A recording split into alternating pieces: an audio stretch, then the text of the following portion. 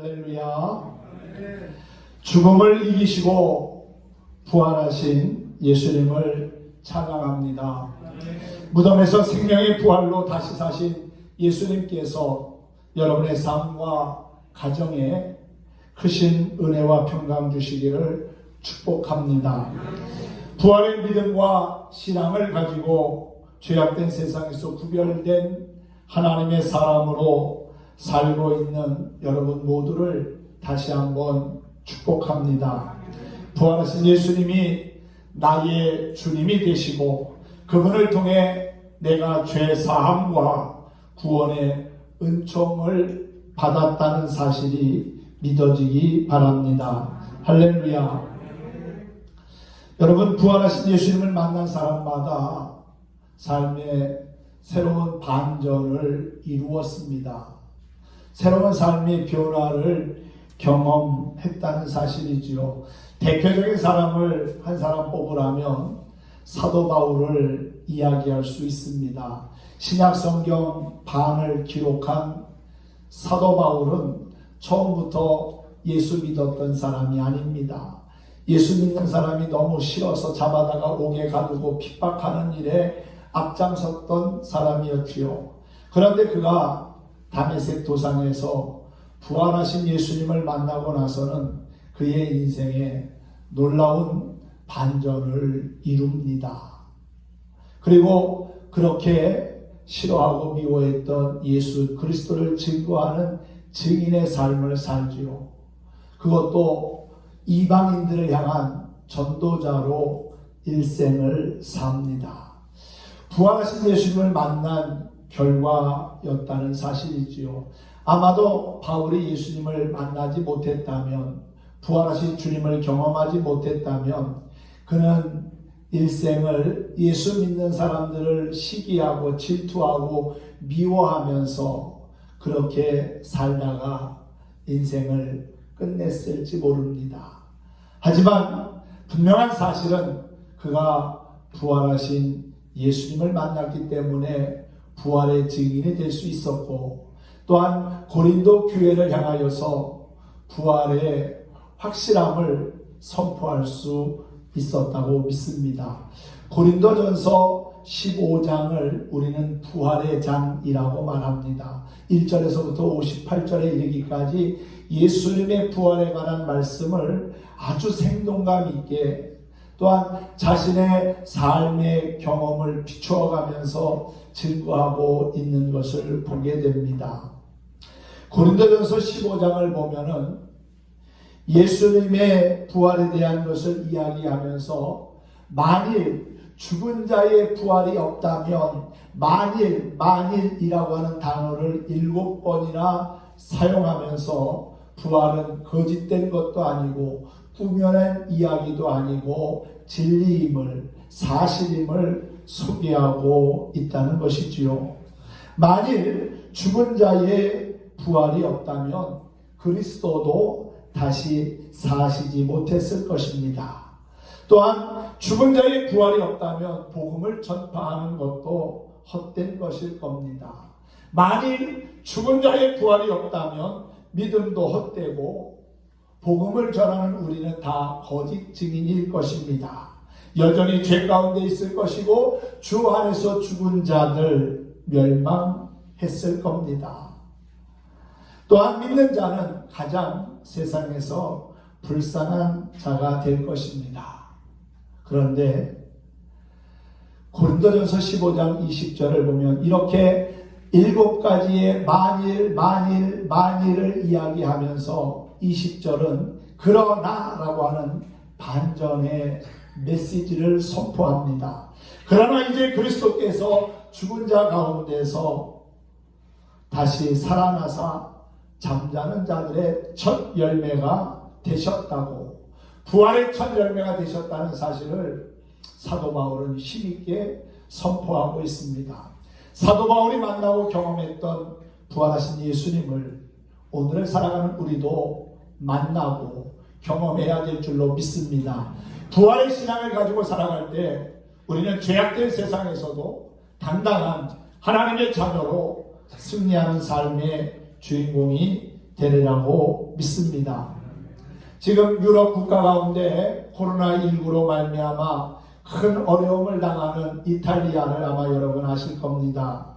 지금까지 15만 2천여 명의 확진자가 생겼고 2만 명 가까운 사람들이 목숨을 잃었습니다. 그 이탈리아 수도인 로마에 가면은 카타콤이라고 하는 지하 무덤이 있는 것을 보게 됩니다. 20여 년 전 성지순례를 갔다가 그 현장을 직접 들어가 보았습니다. 어떻게 사람들이 이런 곳에서 생활할 수 있을까? 빛도 없고 맑은 공기도 없고 푸른 하늘을 볼 수도 없는 어두운 땅 속에서 사람들이 오랜 세월을 살았다는 것이 믿어지지 않았습니다. 카타콤은 로마의 초기 박해 시대에 그리스도인들의 피난처였고 교회였고 삶의 현장이었고 또한 무덤이기도 했습니다. 카타콤은 미로와 같이 좁고 낮은 통로로 이어져 있는데 어떤 곳은 지하 10층 깊이까지 내려간다고 합니다. 그래서 이 카타콤은 안내자 없이 잘못 들어가면 출구를 찾지 못하여 나올 수가 없는 지형입니다. 초대교회 성도들은 믿음을 지키기 위하여 이 좁고 어둡고 불편한 곳을 250년 이상 사용했습니다. 그들은 고난과 핍박 가운데서도 믿음을 잃지 않기 위하여 그렇게 힘쓰며 살았습니다. 부활의 신앙이 믿음이 있었기 때문이라는 사실이지요. 터키에 가면은 갑바도기아에 카타콤 비슷한 곳이 또 있습니다. 그곳에도 가보니까 바위나 언덕에 굴을 만들어 그 안에서 믿음을 지킨 흔적들을 발견할 수 있었습니다. 그곳을 순례하다 보면 많은 영적 깨달음을 얻게 됩니다. 과연 이 같은 힘은 어디서 나온 것일까? 자신의 재산과 명예와 또한 목숨까지 버릴 수 있었던 이들의 신앙의 힘은 과연 무엇이었을까? 그것은 바로 이 세상보다 더 나은 영원한 천국을 바라보는 신앙, 죽어도 다시 산다는 부활의 신앙이 있었기 때문이라고 믿습니다. 사랑하는 성도 여러분, 부활의 신앙을 갖고 사는 사람은 죄악된 세상에서도 당당한 하나님의 자녀로 살아갈 수 있습니다. 우리보다 먼저 살았던 믿음의 선진들도 보면은요, 마찬가지입니다. 일제시대에 얼마나 큰 어려움을 경험했습니까? 6.25 전쟁으로 수많은 사람들이 죽고 다치는, 그리고 또한 동족 상잔의 비극을 겪기도 했습니다. 그러한 가운데서도 믿음을 포기하지 않고 끝까지 신앙을 지킬 수 있었던 이유, 그것은 바로 부활의 신앙이 확고했기 때문이라는 사실이지요. 많은 유혹과 시험, 도전을 받으며 우리는 오늘날 세상을 살아가고 있습니다. 이러한 세상에서 우리에게 필요한 것이 있다면 예수님의 부활을 믿는 믿음입니다. 그 믿음이 결국은 우리를 죄 가운데서 자유케 했고 구원의 기쁨을 누리게 했고 또한 영원한 생명을 노래하게 했다는 사실입니다. 죽어도 다시 사는 것이 그리스도인의 삶이요 신앙입니다. 부활이 없다고 주장하는 사두개인들도 예수님 당시에 있었지만 예수님은 친히 당신이 십자가에서 피 흘려 죽으시고 말씀하신 대로 사흘 만에 부활하심으로 부활이 거짓이 아님을 확인시켜 주셨습니다. 예수님의 제자 중에도 도마라고 하는 사람은 주님의 못자국난 손과 또한 발을 보고 창에 찔린 예수님의 옆구리에 손을 넣어보지 않고는 믿을 수 없다고까지 했습니다. 인간적인 관점에서 부활을 설명하거나 증명한다는 것은 사실 쉽지 않습니다. 과학적으로 설명이 불가능합니다. 그러나 하나님의 역사하심에는 인간이 가진 지식, 과학과 이성의 한계를 뛰어넘는다는 사실을 기억해야 합니다. 우리의 짧은 머리로 그 크신 하나님을 이해하고 그분의 뜻을 다 헤아린다고 하는 것은 있을 수 없는 일이라는 사실이지요. 그분은 우리가 상상할 수도 없는 크고 존귀하며 전능하신 분입니다. 그 하나님이 저와 여러분을 죄 가운데서 구원하시려고 독생자 예수 그리스도를 이 땅에 보내주셨고 십자가에서 피 흘려 죽게 하셨다는 사실을 어떻게 이해할 수 있으며 설명할 수 있겠습니까?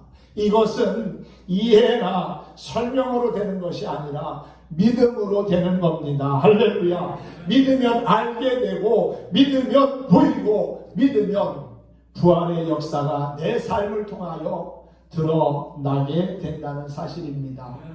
부활절은 우리 주님께서 사망 권세를 이기시고 다시 사셔서 온 인류에게 소망과 기쁨을 주신 날입니다.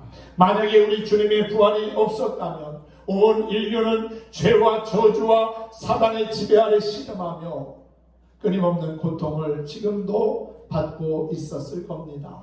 그러나 우리 주님께서 부활하셨기에 온 세상에는 희망의 새아침이 밝아오게 되었다는 사실입니다. 오늘 본문의 말씀은 베다니에 살던 나사로의 죽음으로 슬퍼하는 가족을 위로하시며 마르다에게 예수님께서 하신 말씀입니다. 여러분, 요한복음 11장 전체에는 나사로에 관한 이야기로 가득 차 있습니다. 베다니에 나사로와 그의 두 여동생 마르다, 마리아가 살고 있었습니다. 그런데 어느 날 나사로가 병들어 죽게 된 겁니다. 예수님께 나사로의 위중한 소식을 알렸고, 그리고 예수님은 이 베다니를 향하여 오게 되셨는데 조금 지체하다 보니까 나사로가 죽은 다음에 예수님이 오게 된 것이지요.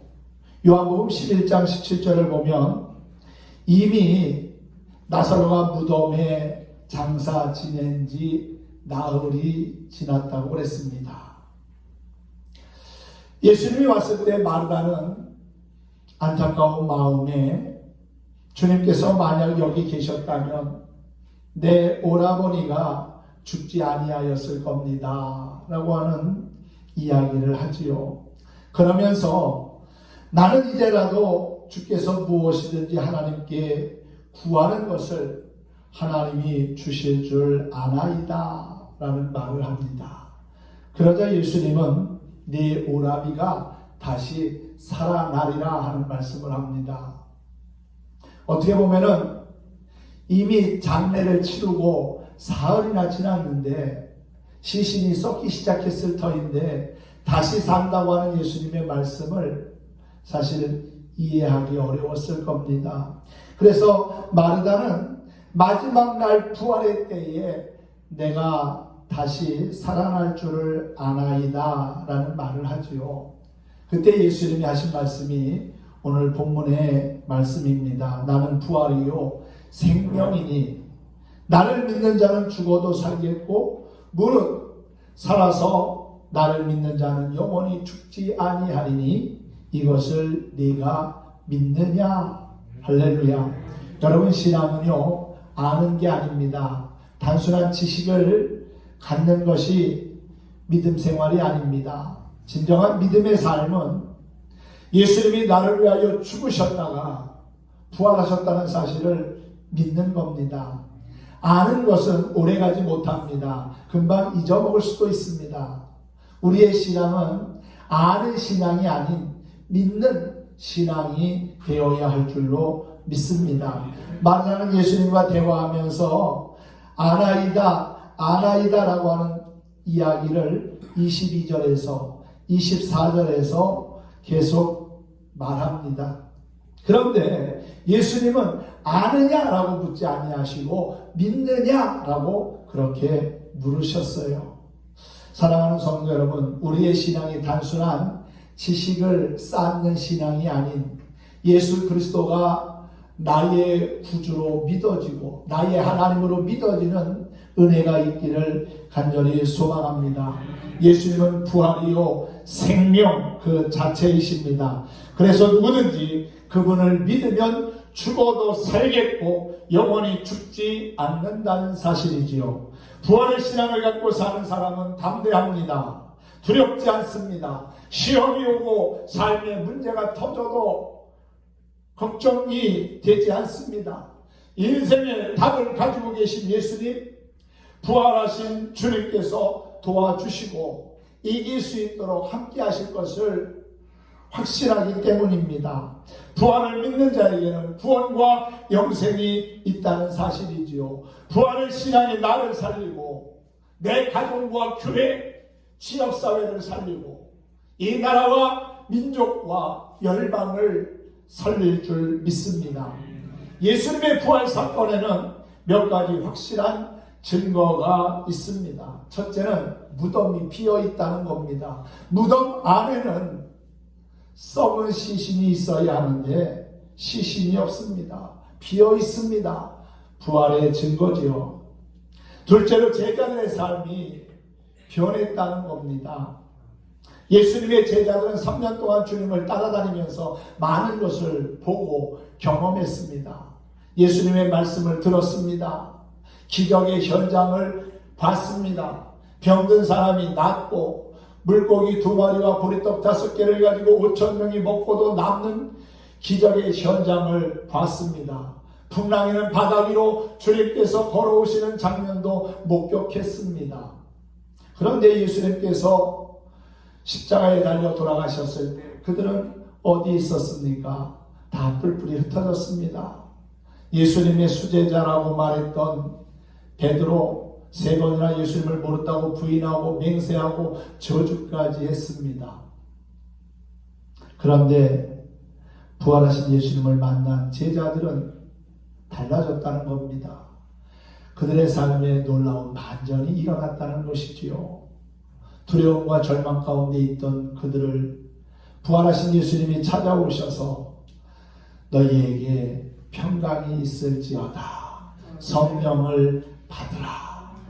그렇게 말씀하실 때 그들 안에는 놀라운 믿음이 생겨나게 되었고, 그리고 그 부활의 믿음과 신앙을 가지고 초대교회를 세우고 이끌어가는 선교와 전도의 주역이 될 수 있었다는 사실입니다. 부활하신 예수님을 그들이 만나지 못했다면 어떻게 그런 일을 할 수 있었겠습니까? 부활의 신앙을 갖는 자마다 죽음을 초월했다는 사실을 우리는 기억할 수 있어야 합니다. 예수님의 제자들 대부분은 순교했습니다. 예수님을 증거하다가 죽었다는 겁니다. 핍박과 고난 앞에서도 믿음과 신앙을 버리지 않고 자신이 만난 부활하신 그 예수님을 끝까지 전하고 증거하고 외쳤다는 사실이지요. 여러분, 우리는 단순한 신자가 아닌 주님의 제자로 부활의 증인으로 우리의 삶을 힘있게 살아가야 될 줄로 믿습니다. 부활의 신앙을 가지고 사는 사람에게 하나님께서는 크신 은혜와 권능과 평강의 복을 더하여 주실 거라고 믿습니다. 무덤에서 생명의 부활을 보여주신 예수님은 죄와 허물로 죽은 우리를 살리셨습니다. 에베소서 2장 1절에 보면 그는 허물과 죄로 죽었던 너희를 살리셨도다 그랬습니다. 그는 바로 예수 그리스도시지요. 예수 그리스도께서 우리를 죄와 허물 가운데서 구원하시고 다시 살게 하셨습니다. 그런즉 이제는 그리스도 안에서 우리는 새로운 피조물이 되었고 거듭난 하나님의 백성이 된 것입니다. 이렇게 예수님의 부활은 범죄한 인생도 구원받을 수 있고 영원한 생명을 얻게 됨을 확인시켜 준 것입니다. 로마서 6장 23절은 말씀합니다. 죄의 값은 사망이요 하나님의 은사는 예수 안에 있는 영생이라고 했습니다. 영생을 보증하는 것, 그것이 바로 부활이라는 사실입니다. 할렐루야. 요한복음 5장 24절 말씀에도 보면 내가 진실로 너희에게 이르노니 내 말을 듣고 나 보내신 이를 믿는 자는, 다시 말하면 예수 그리스도를 믿는 자는 영생을 얻었고 영생을 앞으로 얻게 될 것이고가 아니라 이미 영생을 얻었다는 겁니다. 예수님을 믿음으로 말미암아 영생을 얻었고 심판에 이르지 아니하나니 사망에서 어디로? 생명으로. 할렐루야. 사망에서 생명으로 옮겨진 존재가 된 것입니다. 예수님의 부활을 믿는 자는 영생을 얻습니다. 앞으로 얻을 것이고가 아니라 영생을 이미 얻었다는 사실입니다. 구원을 받을 것이라고 추측하는 것이 아니라 이미 우리는 예수님을 믿음으로 말미암아 구원을 받았고 영생을 얻은 것입니다. 또한 무덤에서 생명의 부활을 보여주신 예수님은 믿는 자의 생활을 새롭게 변화시켰습니다. 우리가 부활하신 주님을 만나서 새로운 피조물이 되었으면 우리의 삶은 어떠해야 할까요? 베드로전서 2장 24절에서 새로운 피조물이 된 그리스도인은 예수님의 부활을 경험한 하나님의 사람은 죄에 대하여는 날마다 죽고 의에 대하여는 날마다 사는 삶을 살아야 한다고 선포했습니다. 예수님의 부활을 믿는 자는 어떤 상황에도 낙심하거나 좌절하지 않습니다. 사도 바울은 옥중에서 기뻐하며 찬미했고 스데반 집사 돌에 맞아 죽는 고통 속에서도 원수들을 위하여 기도했습니다. 부활의 소망을 발견한 사람들은 이와 같이 어려움과 고난 앞에서도 죽음의 현장에서도 끝까지 예수 그리스도를 바라보며 믿음을 지킨다는 사실이지요. 우리는 오늘도 무덤을 헤치고 부활하신 예수님을 만나야 합니다. 살아 역사하시는 예수님을 만나야 합니다. 부활하신 예수님을 만남으로 제자들이 담대하게 복음을 증거했듯이 우리도 부활의 증인으로 살아갈 수 있기를 간절히 소망합니다. 무덤에서 생명의 부활을 보여주신 예수님은 우리 육체의 부활을 보증합니다. 하나님은 흙을 빚어서 우리의 육신을 만드셨지요. 그리고 그 코에 생기를 불어넣음으로 말미암아 살아있는 영, 생명이 되게 하셨습니다. 그런데 죄로 말미암아 불순종으로 인하여 에덴 동산에서 쫓겨나게 되었고 그 대가로 이제 하나님과의 관계가 단절되면서 죽음을 갖게 된 겁니다. 그리고 죽음 이후에는 심판받는 존재가 되었습니다. 히브리서 9장 27절을 보면 한 번 죽는 것은 사람에게 정하신 것이요 그 후에는 심판이 있으리니 라고 했지요. 누구에게나 죽음은 피할 수 없는 운명입니다. 그러나 예수님은 죽음을 이기시고 잠자는 자들의 처음 열매가 되셨습니다.